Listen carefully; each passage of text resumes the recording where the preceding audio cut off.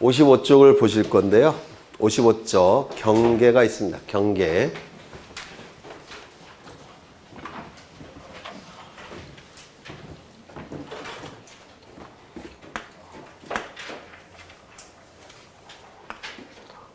토지를 옆에서 본 겁니다. 토지를. 여기는 땅속이 될 거예요. 그리고 이쪽은 100번지 토지고 소유자는 갑입니다. 이쪽은 101번지 토지고 소유자는 을입니다. 그리고 100번지 토지와 101번지 토지 사이에는 담장 같은 게 설치되어 있겠죠. 담장 같은 게 설치가 되어 있을 겁니다. 이 두 필지 토지를 도면 위에 등록을 하고자 합니다. 도면 위에 등록할 때는 정확하게 등록을 해야 되니까 측량을 통해서 도면 위에 등록을 하게 됩니다. 이때 하는 측량을 평판 측량이라고 불러요. 그래서 토지의 경계를 그리는 측량을 평판 측량이라고 부르는데요. 두 필지 토지가 이렇게 그려질 겁니다. 여기는 100번지 토지, 101번지 토지가 되겠죠. 이때 요 경계를 뭐라고 부르냐면 지표면 위에 설치된 경계라고 해서 윗상자를 써서 지표상의 경계라고 부릅니다. 지표상의 경계. 지표면 위에 설치된 경계라는 뜻이에요. 그리고 이 경계를 이걸 뭐라고 부르냐면 도면 위에 그려진 경계라고 해서 도면상의 경계라고 부릅니다. 이때 이 지표상의 경계에 적용되는 법률은 민법입니다. 민법에 상린관계에 관한 규정이 있어요. 정확하게는 기억이 안 나는데 이 상린관계에 관한 규정은 우리 민법 216조부터 245조인가 그럴 겁니다. 그래서 민법의 상린관계에 관한 규정이 이 지표상의 경계에 적용이 됩니다. 이 100번지와 101번지 토지는 서로 이웃인 관계라는 뜻이에요. 서로상 이웃인자. 갑과 을은 서로 이웃이죠. 그래서 서로 이웃인 관계에 적용되는 규정이란 뜻입니다. 216조부터 민법 216조부터 245조까지가 상린관계에 관한 규정이고 그 규정이 저 지표상의 경계에 적용이 됩니다. 그 다음에 이 도면상의 경계에 적용되는 법률은 민법이에요. 아니, 민법이 아니라 공간정보법입니다. 그러면 우리는 지금 민법 시간이 아니라 공간정보법 시간이죠. 따라서 우리 수업 시간에서 또는 우리 교재에서 나오는 경계는 어느 경계를 얘기하는 겁니까? 도면상의 경계를 얘기하는 겁니다. 우리가 얘기하는 경계, 즉 소재, 지번, 지목, 면적, 경계 좌표에서 그 경계는 지표상의 경계를 의미하는 것이 아니라 경계를 의미하게 됩니다. 그래서 우리 수업 시간에는 보통 이거를 생략해서 경계라고 부르겠다는 겁니다. 이때 이 민법이라는 법은 민법 시간에 하셨겠지만 일반적인 생활관계를 규율하는 법이라고 해서 일반법이라고 불러요. 일반적인 생활관계를 규율하는 법, 일반법이라고 부르고요. 이 공간정보법은 지적이라는 특별한 생활관계를 규율하는 법이라고 해서 특별법이라고 부릅니다. 지적이라는 특별한 생활관계를 규율하는 법이라고 해서 특별법이라고 불러요. 되셨을까요?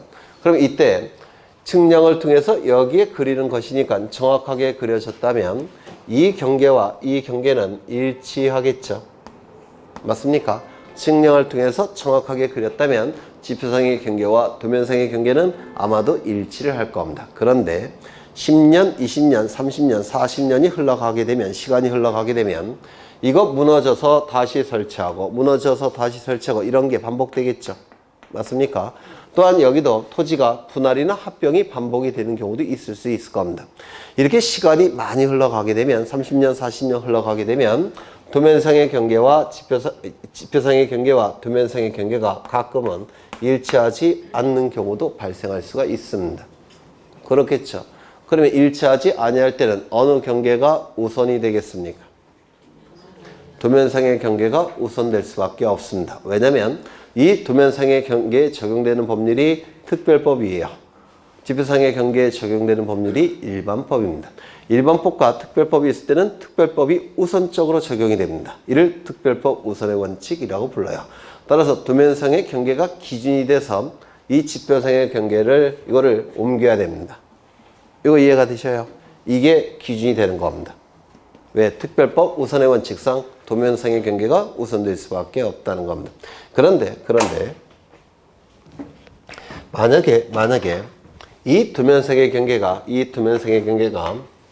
위조가 됐다든지 또는 변조가 됐다든지 또는 허위로 작성이 됐다든지 해서 이러한 특별한 사정이 있다고 한다면 이때도 이게 기준이 돼서 저걸 옮길 수는 없겠죠.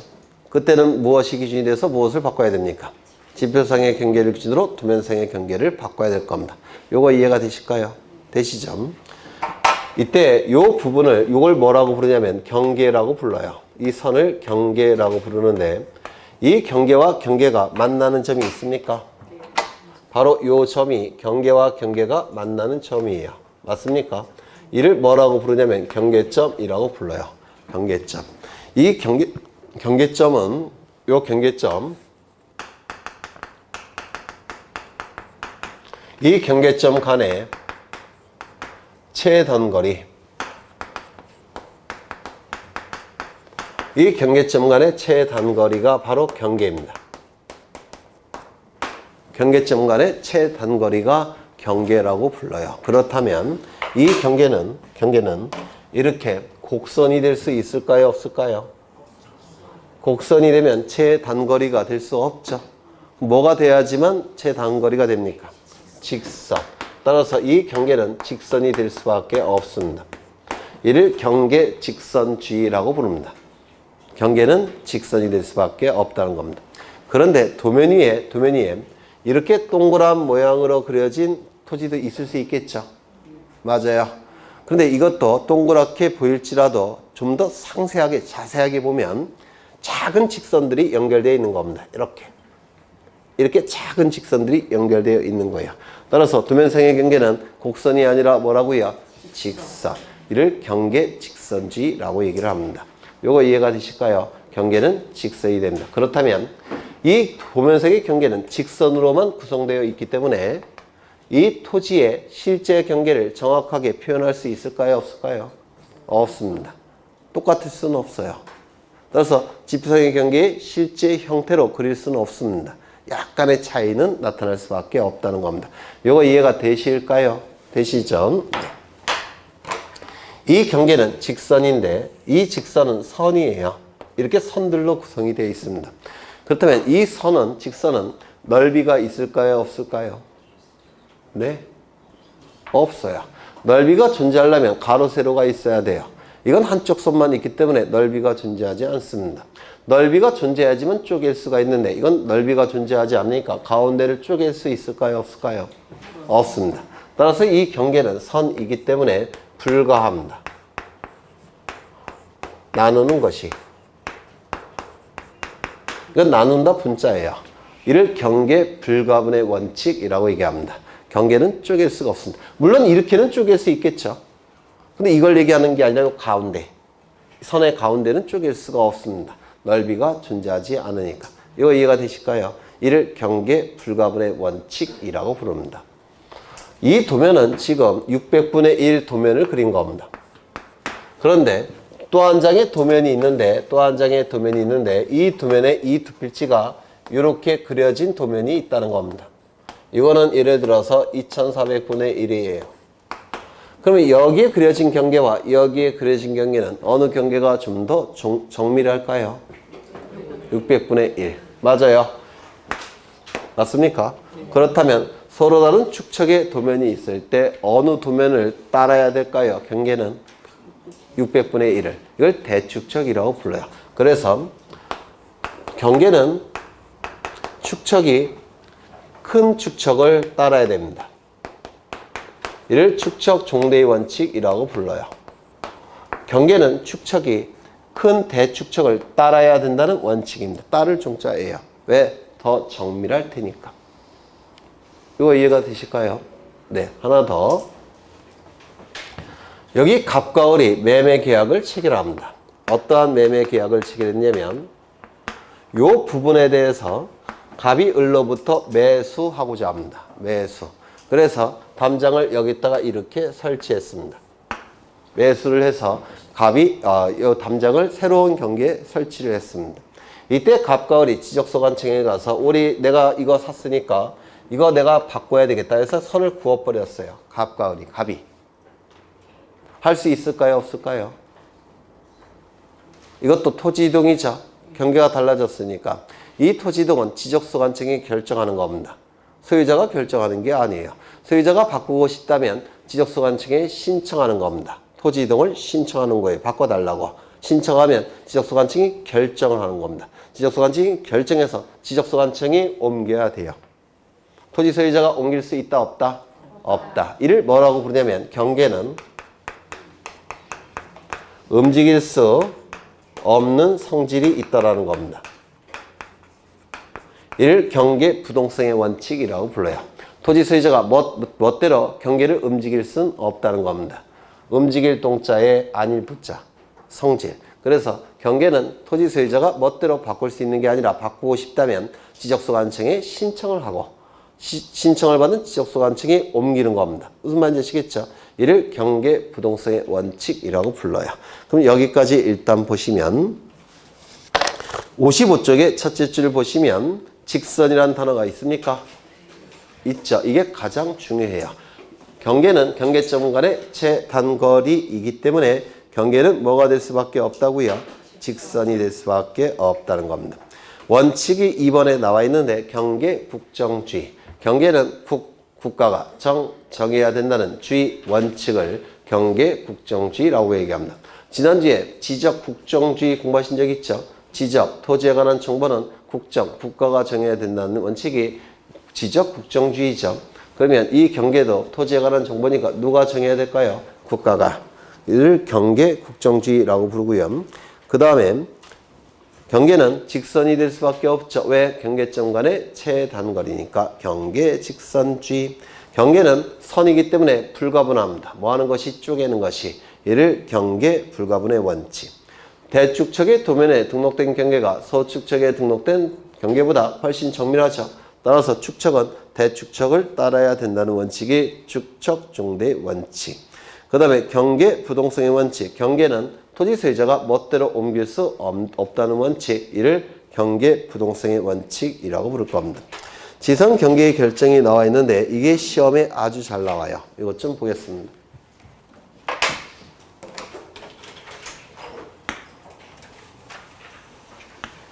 토지를 옆에서 본 건데요. 토지를 옆에서 본 겁니다. 이건 땅속이 될 거예요. 이쪽은 100번지 토지고 갑소유 토지입니다. 이쪽은 101번지 토지고 을소유 토지예요. 그리고 이 가운데 담장이 하나 이렇게 설치되어 있을 겁니다.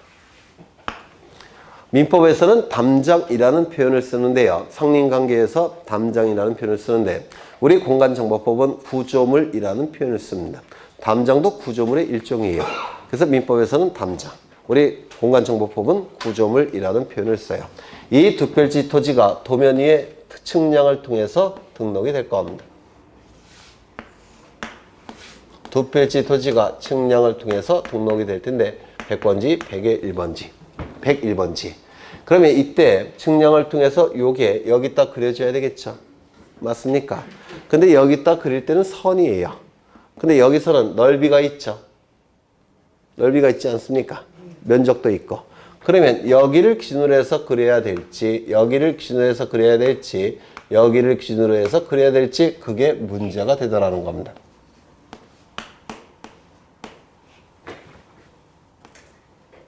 그렇겠죠? 만약에 1번을 기준으로 그린다면 을에게 유리하겠죠? 3번을 기준으로 한다면 갑에게 유리할 겁니다. 그럼 어디를 기준으로 그려야 되겠습니까? 2번. 그게 공평하겠죠? 얼핏 보면 2번을 기준으로 해서 그리는 게 공평합니다. 맞습니까? 그리고 이걸 법 논리로 파악하자면 우리 민법에 보면 이 담장은 인접토지 소유자가 절반씩 소유한다라는 규정이 있어요. 여기. 인접토지 소유자가 절반씩 소유한다라는 규정이 민법에 있습니다. 그렇다면 둘 다 소유권을 가지고 있으니까 갑도 소유권이 있고 을도 소유권이 있으니까 어디를 기준으로 그리는 것이 경계가 결정되는 것이 공평할까요? 2번. 여기를 기준으로 그리는 것이 공평할 겁니다. 맞아요. 여기를 중앙이라고 부릅니다. 정리하죠. 지금 100번지 토지와 101번지 토지는 붙어 있죠. 연속해서 접하고 있다라는 표현을 씁니다. 그리고 100번지 토지와 101번지 토지는 높고 낮은 부분이 있습니까? 없습니까? 없죠.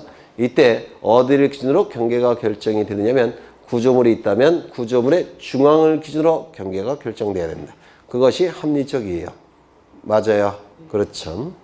그런데 만약에 이 구조물의 소유권이 갑에게 있다고 한다면 갑이 소유자란 얘기는 갑이 설치했다는 뜻입니다. 맞아요. 갑이 설치했기 때문에 갑이 소유자가 되는데요. 갑이 설치할 수 있었던 이유는 이 부분이 갑 소유 토지니까 자신의 토지 위에 구조물을 설치한 겁니다. 그러면 갑 소유라고 한다면 갑의 단독 소유라고 한다면 어디를 기준으로 경계가 결정돼야 될까요? 3번. 만약에 을 소유라고 한다면 어디를 기준으로 결정해야 될까요? 1번. 이거 이해가 되셔요? 이걸 뭐라고 표현하냐면 원칙은 중앙이 경계가 되겠지만 소유권자가 한 사람이 가지고 있을 때는 소유자가 다를 때는 이건 소유자가 같은 사람이죠. 인접토지 소유자가 둘 다 갖고 있으니까 한쪽이 갖고 있다면 소유자가 다를 때는 소유권에 따라 경계가 결정돼야 되겠다는 겁니다. 이거 이해가 되셔요? 그렇죠. 두 번째, 이쪽은 100번지 토지고 이쪽은 101번지 토지예요. 소유자는 갑이고 소유자는 을입니다. 이때는 100번지와 101번지 토지는 연속해서 접하고 있죠. 다만 위에가 다른 건 뭐죠? 높은 부분, 낮은 부분이 존재합니다. 맞아요. 이때 높은 부분, 낮은 부분이 존재하면 요 부분이 어떻게 될까요? 무너질 때가 있겠죠. 비가 조금 오면 무너질 수도 있죠. 맞아요. 따라서 무너지지 않도록 여기다가 시멘트를 발라놓는다든지 또는 철망으로 엮어 놓습니다. 여기도 구조물이 존재하게 됩니다. 맞아요. 그러면 어디를 기준으로 경계가 결정이 돼야 되느냐? 1번, 2번, 3번. 이것도 3번. 이것도 문제가 되더라는 겁니다. 이때는 원칙이 어떻게 되냐면 한 2달, 석 달 비가 억수로 내립니다. 억수로. 그러면 이게 비가 너무 많이 오다 보면 이게 무너질 겁니다. 아무리 구조물을 설치했어도. 맞아요. 어디부터 무너질까요? 여기부터 차근차근 이렇게 무너질 겁니다. 맞습니까? 그렇다고 한다면 여기를 기준으로 도면 위에 그려졌다면 무너졌을 때 경계와 도면에 그려진 경계는 달라져 버려요. 맞아요. 여기를 기준으로 도면 위에 그려지게 되면 여기가 무너지면 실제 경계와 도면상의 경계가 또 달라집니다. 그러면 무너지지 않는 부분을 원칙으로 경계가 결정이 돼야 된다는 겁니다. 무너지지 않는 부분은 어딜까요? 3번 하단부라고 부릅니다. 하단부를 기준으로 원칙적으로 경계가 결정이 돼야 된다는 겁니다. 이거 이해가 되실까요? 연속해서 접하는 토지 간에 높은 부분, 낮은 부분이 있을 때는 무너지지 않는 하단부를 기준으로 도면 위에 그려져야 된다는 뜻이에요. 얼핏 이해가 되십니까? 그런데 만약에 이 구조물이 을 소유라고 한다면 이때는 소유권에 따라 경계를 결정하는 게 합리적이겠죠. 이때는 어디를 기준으로 경계가 결정될까요? 1번. 만약에 이 구조물의 소유권이 갑 소유라고 한다면 어디를 기준으로 경계가 결정이 될까요? 3번. 맞아요. 만약에 요만큼은 갑 소유고 요만큼은 을 소유라고 한다면 어디가 될까요? 여기. 맞아요. 이걸 뭐라고 표현하냐면 소유권에 따라 경계가 결정되는 경우도 있을 수 있다는 겁니다. 되셨을까요? 원칙은 무너지지 않는 부분 하단부. 다만 구조물의 소유권에 따라 경계가 결정될 수도 있다는 겁니다. 되셨을까요? 그렇죠. 그 다음에 세 번째.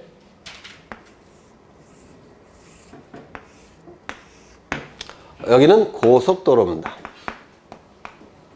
경부 고속도로. 그러면 여기도 낙석이 떨어지는 것을 방지하기 위해서 여기다가 구조물을 설치하겠죠. 시멘트를 발라놓는다든지 아니면 철망으로 묶어놨겠죠. 그러면 여기는 100번지 갑소유. 여기는 101번지 도로공사 소유. 또는 국가 소유.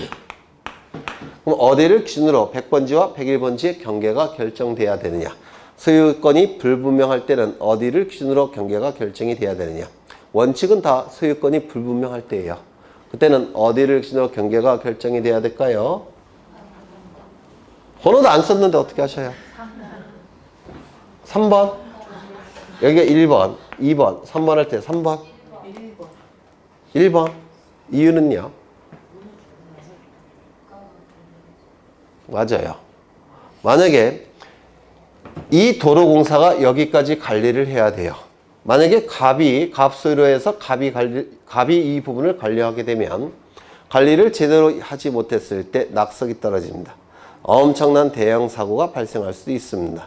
이거는 도로공사가 책임져야 되겠죠. 따라서 도로공사는 여기까지 관리하는 게 맞습니다. 엄청난 대형 사고를 방지하기 위해서. 따라서 어디를 기준으로 경계가 결정이 될까요? 여기 상단부. 이걸 뭐라고 부르냐면 토지가 절토되었다 이렇게 얘기합니다. 파였다라는 뜻이에요. 그래서 절토된 토지의 경우에는 상단부를 기준으로 경계가 결정돼야 됩니다. 이거 얼핏 이해가 되실까요? 되셨죠? 그 다음에 여기는 해안가를 그린 건데요. 해안가. 여기는 바다입니다. 썰물대입니다. 썰물. 여기는 바다인데 밀물대예요. 밀물. 밀물을 최대 만조위라고 부릅니다. 이 조는 바닷물을 얘기합니다. 그래서 바닷물이 가득 찬 위치, 최대 만조위라고 불러요. 그러면 이때 이쪽은 100번지 토지가 될 텐데 소유자가 갑입니다. 그러면 이때 토지와 바다의 경계는 어디를 기준으로 경계가 결정이 돼서 도면 위에 그려져야 되느냐. 이게 문제가 되는데요. 1번, 2번, 3번. 1번이 돼야 됩니다. 최대 만조위. 왜냐면 여기나 여기를 기준으로 경계가 결정이 돼버리면 이 부분은 바다가 됐다가 토지가 됐다가 바다가 됐다가 토지가 됐다가 이게 반복이 되죠. 관리가 될까요? 안 될까요? 안 됩니다. 항상 토지인 부분, 그 부분을 기준으로 토지와 바다가 경계가 결정이 돼야 됩니다. 이거 이해가 되실까요? 따라서 최대 만조위를 기준으로 경계가 결정이 돼야 되겠다는 겁니다. 얼핏 이해가 되셔요? 만약에 이게 바다가 아니라 강이라고 한다면 이때도 마찬가지로 강과 토지의 경계는 최대 만수위, 즉 최대 강일 때는 뭐냐면 비가 많이 왔을 때 물이 불어 차는 데가 있겠죠. 거기를 기준으로 경계가 결정이 돼야 된다는 겁니다. 이거 이해가 되셔요? 그러면 이때도 만약에 구조물이 있다고 한다면 소유권에 따라 경계가 결정되는 경우 있을까요? 없을까요? 이때는 없어요. 왜? 이쪽만 소유자 있고 이쪽은 소유자가 없죠. 구조물의 소유권자에 의해서 경계가 결정될 가능성은 없습니다. 한쪽만 소유자가 있으니까. 이거 이해가 되셔요? 되셨죠? 그 다음에 여기다가 이렇게 제방을 설치했습니다. 그리고 여기 흙으로 묶어 채웠습니다. 그러면 제방이 설치가 됐고 여기에 공유수면 매립지가 될 텐데 이때 토지와 바다의 경계는 이것도 마찬가지로 바다니까 최대 만조위 선을 기준으로 토지와 바다의 경계가 결정이 되느냐. 이건 제방이니까 지목이죠. 맞아요. 지목이 있으니까 뭡니까? 토지란 뜻이에요. 그럼 이 토지와 바다의 경계는 최대 만조위 선 여기를 기준으로 결정을 해야 되는 것처럼 보입니다. 그런데 여기를 토지와 바다의 경계로 결정을 하게 되면 이 부분이 뭐에 포함이 돼버립니까? 이 극경사가 난 부분이 토지에 포함이 돼버려요. 그럼 이게 토지면 꼭 이용하려는 사람이 나타나겠죠. 그럼 마찬가지로 사고가 자주 발생합니다. 이거를 이용하지 못하도록 하기 위해서 이거는 바다에 포함을 시킵니다. 토지가 아니라. 그러면 어디를 기준으로 경계가 결정이 돼야 되느냐면 여기를 기준으로 경계를 결정해야 됩니다. 여기를 바깥쪽 어깨라고 불러요. 바깥쪽 어깨. 그래서 최대 만조위가 아니라 이때는 바깥쪽 어깨가 토지와 바다의 경계예요. 그럼 이 경우도 소유권에 따라 경계가 결정되는 경우가 있을까요? 없을까요? 없어요. 왜? 이쪽은 소유자가 있지만 이쪽은 소유자가 없으니까. 맞아요. 그렇죠. 그러면 책을 좀 보겠습니다. 55쪽을 보시면 맨 밑에 지상 경계의 결정이라고 나와 있죠. 맞아요. 거기 맨 밑에 줄 보시면 다만 지상 경계의 구획을 형성하는 구조물 등의 소유자가 다른 경우에는 다음 기억 디귿은 무시하고 그 소유권에 따라 지상 경계를 결정하는 경우도 있다 이렇게 돼 있죠. 맞아요. 그렇죠. 설명을 드렸습니다. 거기 1번을 기억을 보시면 연속해서 접하는 토지 간에 높낮이 차이가 없는 경우 구조물의 소유권자가 불분명할 때는 어디를 기준으로 경계가 결정된다고요? 중앙. 연속해서 접하는 토지 간에 높낮이 차이가 있는 경우에는 어디를 기준으로 경계가 결정된다고요? 무너지지 않는 부분인 하단부. 그렇죠. 도로, 국어 등의 토지에 파인 부분이 있는 경우에는 어디까지 도로공사가 관리해야 된다고요? 상단부. 낙석 떨어진 걸 방지하기 위해서. 토지가 해면 또는 수면에 접하는 경우에는 물이 가득 찬 부분, 최대 만조위, 최대 만수위. 그렇죠. 공유수면 매립지 토지 중 제방 등을 토지에 편입하여 등록하는 경우에는 최대 만조위가 될 수는 없고 뭐가 된다고요? 바깥쪽 어깨. 되셨을까요? 안 되셨어요? 답을 안 하시면 안 할 겁니다. 됐어요? 안 됐어요? 됐죠? 네. 그 다음에 2번에 분할에 따른 경계 결정. 이것도 시험에 아주 잘 나오는데요.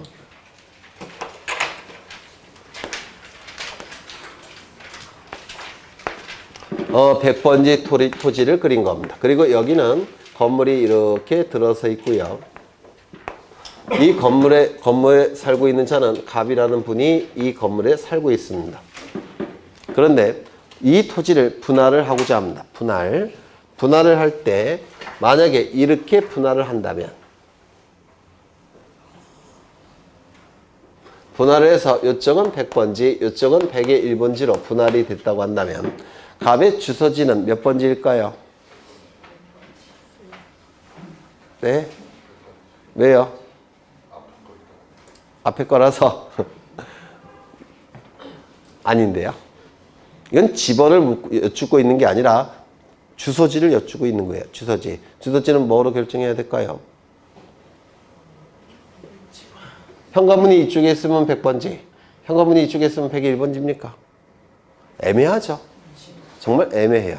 따라서 토지를 분할할 때는 이렇게 분할하지 말라는 겁니다. 갑의 사익을 위해서. 헷갈리죠? 주소지가. 그래서 이렇게 분할하지 말라는 겁니다.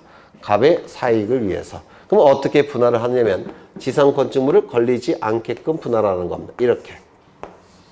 이렇게 분할할 수 있지 이렇게 지상 건축물을 걸리게끔 분할할 수는 없다는 겁니다. 이거 이해가 되셔요?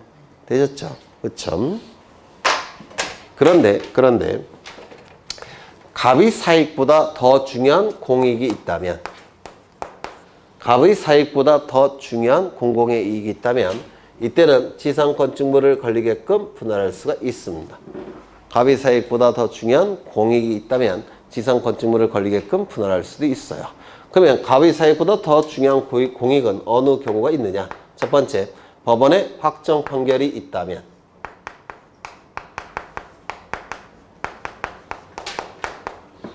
이때는 지상 건축물을 걸리게끔 분할할 수가 있습니다. 여기서 이 확정 판결, 이 판결 중에서 행정법에서 얘기하는 판결이 있는데요. 행정 판결이 있는데 그 판결은 주변 사정을 고려해서 판결이 나옵니다. 권리가 있다고 해서 무조건 판결이 나오는 건 아니고요. 주변 사정을 고려해서 판결을 해요.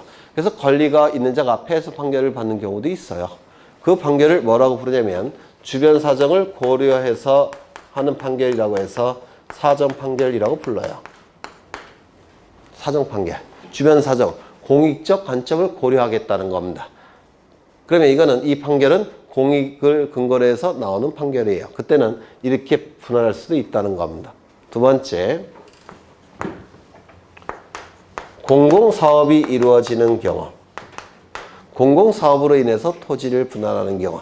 이거는 공익적 관점이 고려되는 사업이죠. 따라서 이렇게 나눠서 분할할 수도 있다는 겁니다. 세 번째, 도시개발 사업이 이루어지는 경우. 도시개발 사업은 공익적 성격이 아주 강한 사업이죠.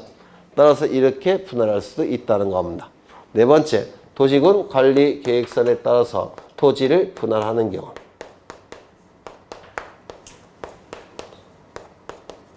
도시군 관리 계획서는 공익적 성격이 있을까요? 없을까요?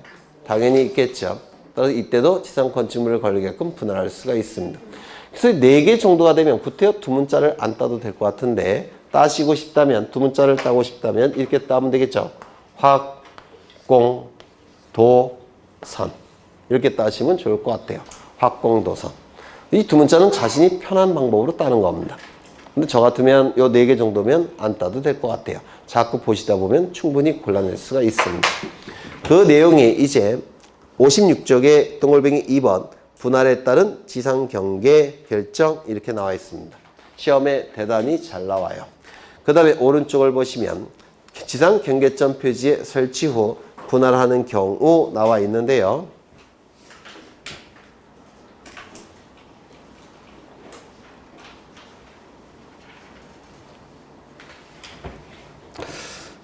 책이 좀 잘못 쓰여진 것 같아서 지금 이 토지를 100번지 토지를 분할하고자 합니다. 분할할 때는 정확하게 분할을 해야 되겠죠. 맞습니까? 정확하게 분할을 해야 되니까 정확하게 가운데 경계가 그려져야 되겠죠. 그럼 정확하게 분할을 통해서 경계를 그릴 때는 뭐가 필요할까요? 면적 경계 좌표는 뭐가 필요하다고요? 네? 측량이 필요합니다. 이때는 측량을 해야 됩니다. 측량을 할 때는 정확한 위치에서 측량을 해야 되겠죠. 따라서 이렇게 분할을 하고자 한다면 여기다가 경계점 표지라는 걸 설치해야 돼요. 경계점 표지를 설치해서 정확하게 분할을 해야 됩니다. 맞습니까? 그렇죠. 그러면 거기 보시면 이 경계점 표지를 지상 경계점 표지라고 불러요. 그러면 지상 경계점 표지에 설치 후 분할하는 경우 이렇게 나와 있죠. 토지를 분할할 때는 측량을 해야 되고 측량을 하기 위해선 지상 경계점에 경계점 표지를 설치해야 됩니다. 지상 경계점에 경계점 표지를 설치해서 측량을 통해서 분할을 하는 겁니다. 그렇다면 지상 경계점 표지를 설치한 후 측량하는 경우 법조문은 이렇게 되어 있어요. 지상 경계점 표지에 설치 후 측량하는 경우 이렇게 되어 있습니다. 분할이라는 용어 대신 측량하는 경우 이렇게 되어 있고요. 그 다음에 기역부터 거기 비읍까지 공통된 단어가 나오는데 전부 다 분할이라는 단어가 공통된 단어로 나오게 돼요. 1번에 분할이라는 거 있습니까? 네. 있죠. 니은에 분할이라는 단어 있습니까? 네. 있죠. 3번도 국가나 지방자치단체가 토지를 취득하기 위하여 분할하는 경우 이게 법조문 표현이에요. 다시요. 국가나 지방자치단체가 토지를 취득하기 위하여 분할하는 경우 이게 법조문의 표현입니다. 그 다음에 리을도 보시면 분할하는 경우 있습니까? 있죠. 그 다음에 미음을 보시면 소유권 이전, 매매 등을 위하여 분할이 필요한 경우나 토지 이용상 불합리한 지상경계를 시정하기 위하여 분할이 필요한 경우 또한 관계 법령에 따라 토지 분할이 포함된 개발행위 허가 등을 받은 경우 여기도 법조문에는 전부 다 분할이라는 단어가 있습니다. 그 다음에 리을도 분할이라는 단어가 있죠. 그러면 지상 경계점에 경계점 표지를 설치한 후 측량하는 경우는 공통점이 뭐가 되는 겁니까? 토지를 분할하는 경우.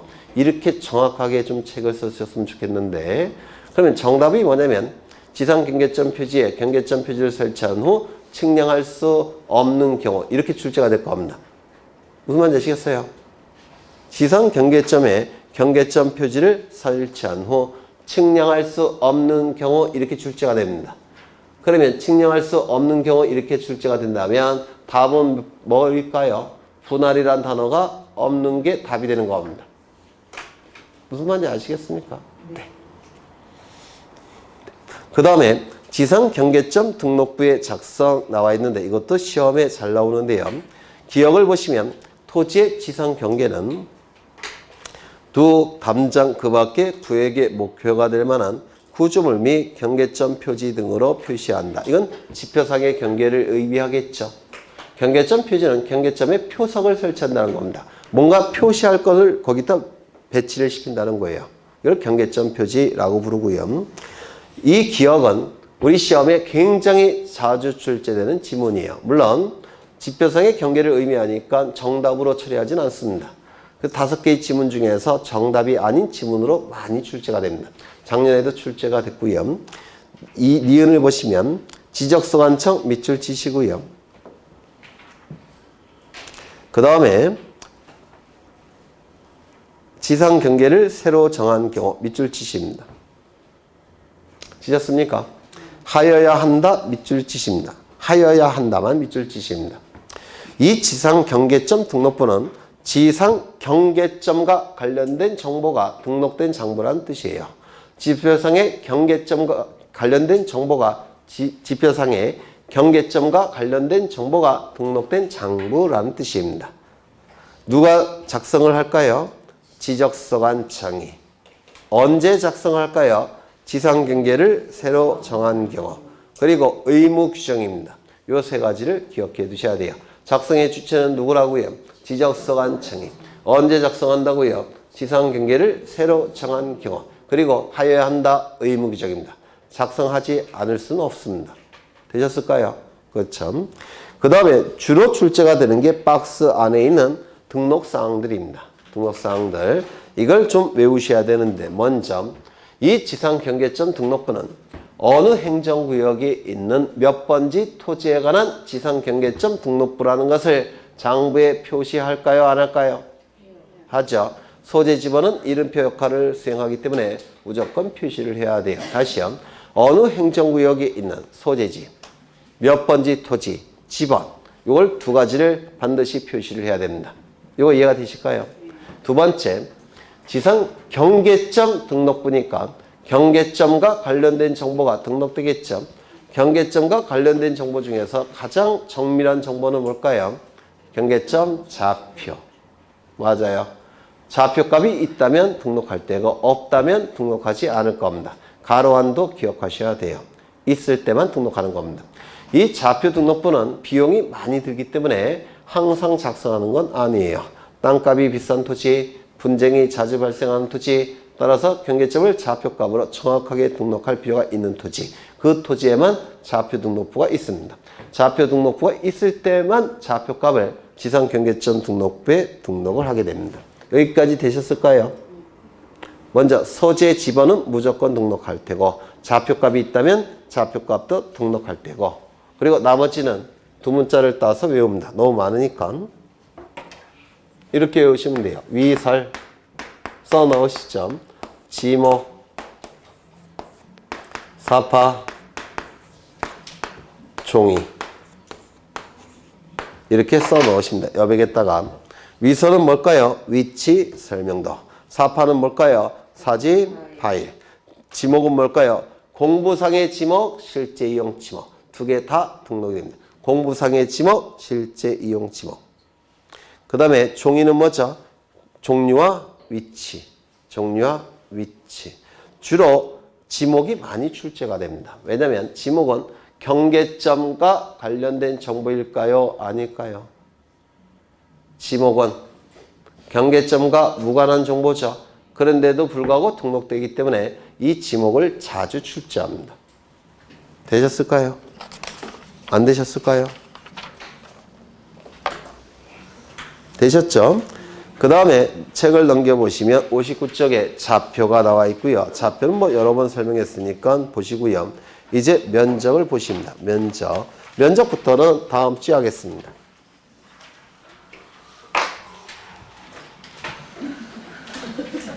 왜요? 빠르다고요?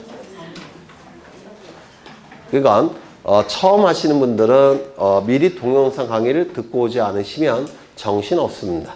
이게 하얀색은 종이고 검은색은 글씨인데 내가 도대체 여기 왜 앉아있는 걸까? 항상 그거 고민하면서 앉아 계셔요. 처음 하시는 분들은 그걸 좀 극복하기 위해서는 미리 좀 듣고 오셔야 돼요. 11월, 12월 강의라도 좀 듣고 오셔야 되고요. 두 번째, 승진하신 분들도 있죠. 2학년 분들. 또는 옛날에 공부한 적이 있는 분들. 그분들은 책을 좀 읽고 오셔야 됩니다. 책을 읽고 예습을 하고 오신다는 건데요. 이 예습은 뭐 3시간, 4시간 예습하라는 얘기가 아니라 한 20, 30분 정도 가볍게 한번 읽고 오셔도 엄청난 큰 차이가 있습니다. 목차만이라도 좀 읽고 오시면 훨씬 이게 유용하게 쉽게 공부하실 수가 있습니다. 나름대로 굉장히 천천히 한 건데 빠르다고 느끼시면 네, 조금 좀 그런데 네. 어차피 공부는 쉬운 게 없죠. 네, 고생하셨고 오늘 불토인데요. 약주 한 잔 드시고 편하게 휴일을 보내셨으면 좋겠습니다. 고생하셨고 다음 주에 뵙겠습니다. 수고하셨습니다.